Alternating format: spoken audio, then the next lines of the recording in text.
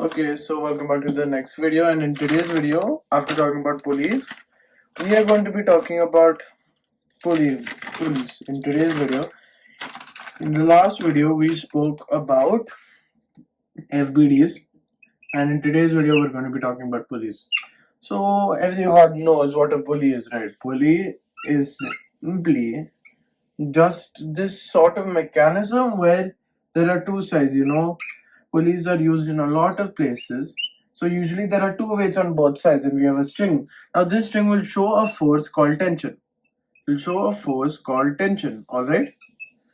Now tension, we are not talking about exam tension or anything like that. I mean, that's obviously a feeling, not a force. But this tension, right? This tension is a force that is constant in the whole string. Now, let's say, but every single string will have different tension, right? Now, every single body technically does have tension, but the problem is here strings show some form of elasticity.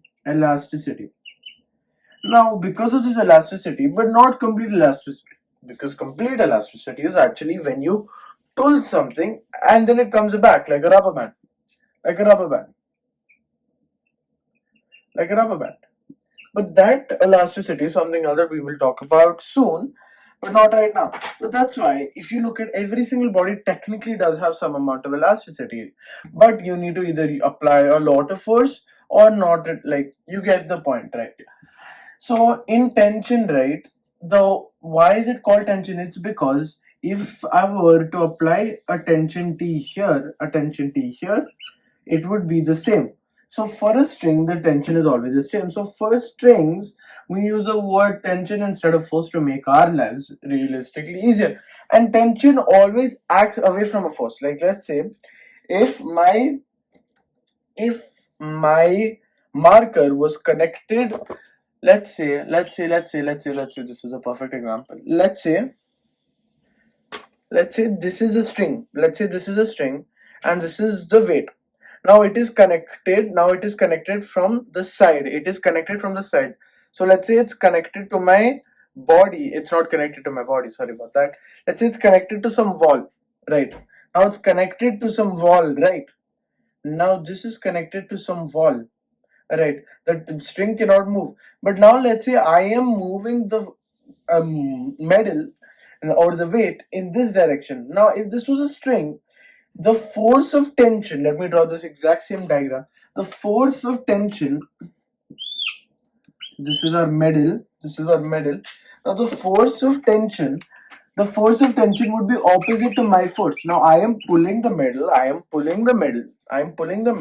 in this direction, in the right direction. This is where I'm applying my force. Now tension will try to stop, because now you see this is a complete string. Now how can the string get even more elongated, right? So there will be a tension T in this direction. Now that is why you see nothing is happening here, because the tension is also relative again. It depends on the amount of force. Now the tension can also break. Now let's say my string gets loose. Like, let's say I all of a sudden stop pulling. Now you can see this tension becomes this is where the tension breaks. This is where there is no tension being applied. So when only there is some sort of force, like let's say this is downward right now, my medal is downward. My medal is showing weight downward. Like, let's say my medal is going downward. So that's where tension will act. But let's say my medal is not going downward, it's just standing here. Now you see there is so much string left, right?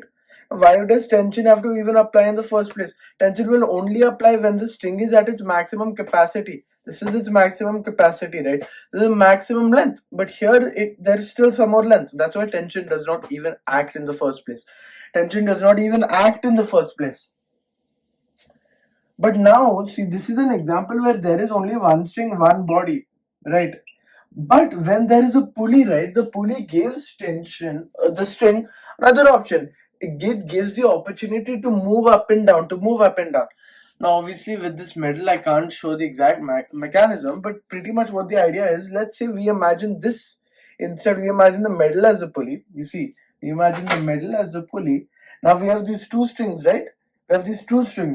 So let's say if I were to pull one side of the string, that means one side would get more elongated, right? Now if I were to pull one side of the string, this would become longer. But then what will happen to the other side? The other side will come up. The other side will slowly come up. This will keep going down. This will keep going down. What happens is, I keep pulling the string to this side, this will keep coming up. So the string tension, the string length will not change. The string length will not change, but instead on one side of the pulley there might be less string, on the other side there will be more string. There will be more string. So now, how do we identify whether the pulley will, now this is where FBDs come from. So now that we know tension will only act when there is some force acting, and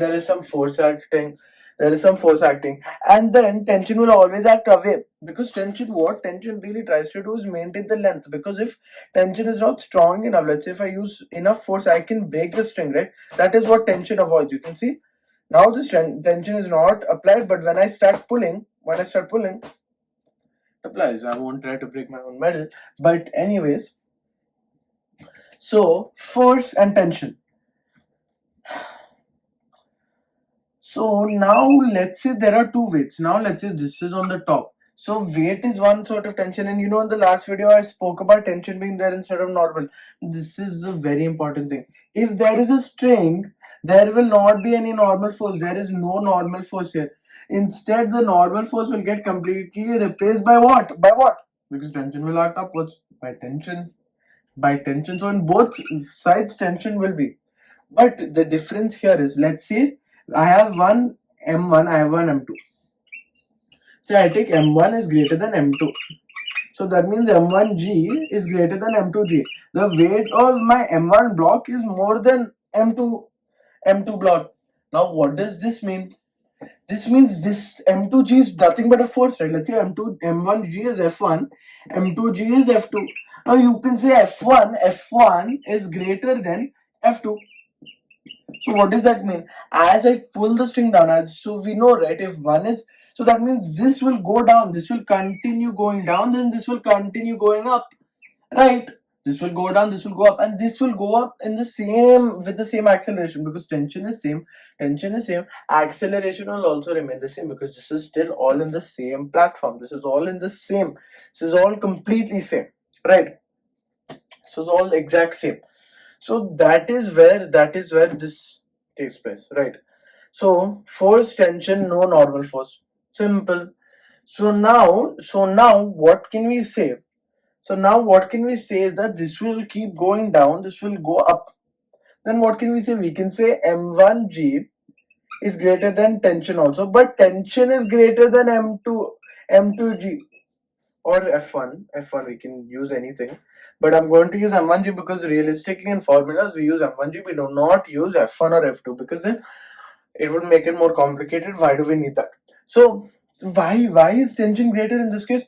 Because here you tell me, right? Let's say this is a block, right? We just discussed it. If for this marker, if I'm pushing it from both sides, and from one side I push it more than the other side, won't it start moving in this direction? It's the exact same thing, but downwards. Instead, downwards I have this weight and I'm trying to pull it up, but I can't. So it keeps going down.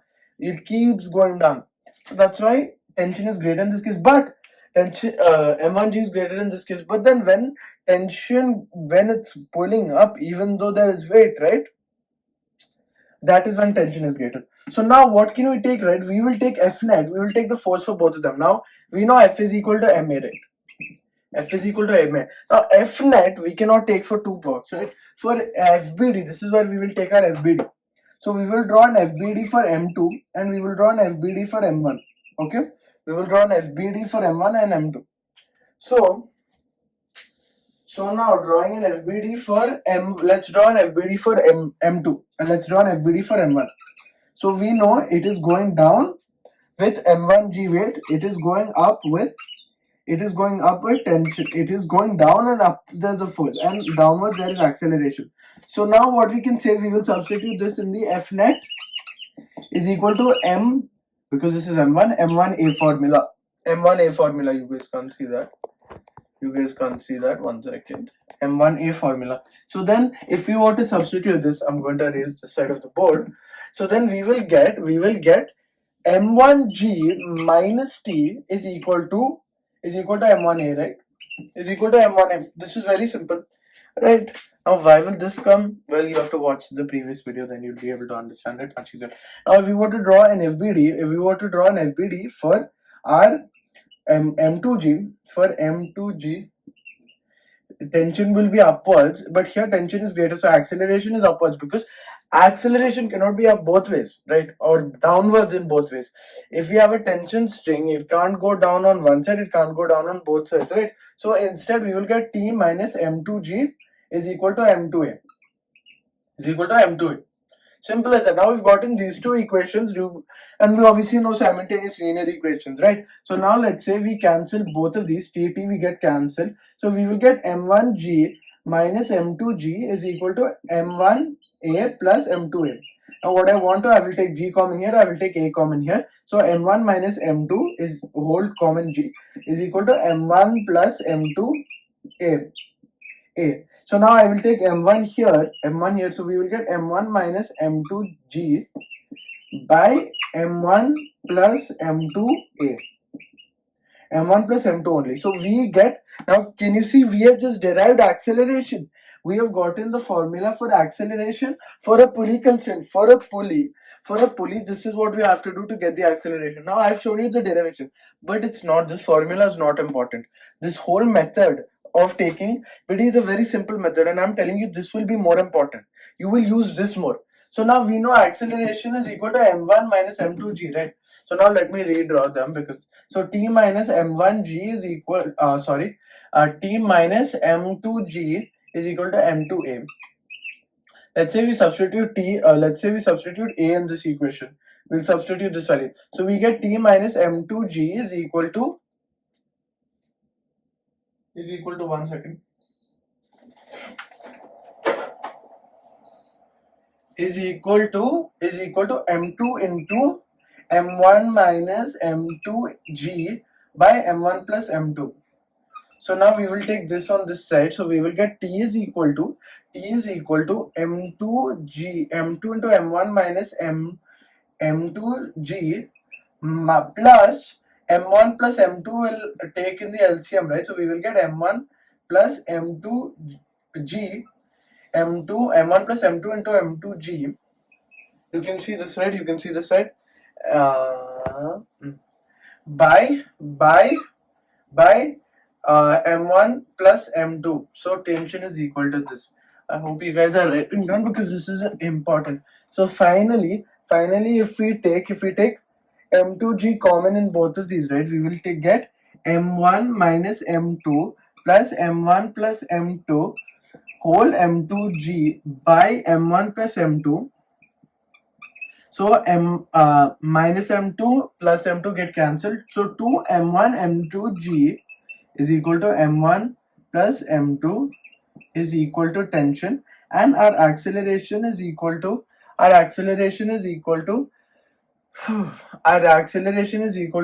m1 minus m2g by m1 plus m2. I hope you enjoyed this video, and in the next video, which will come out shortly, we will be taking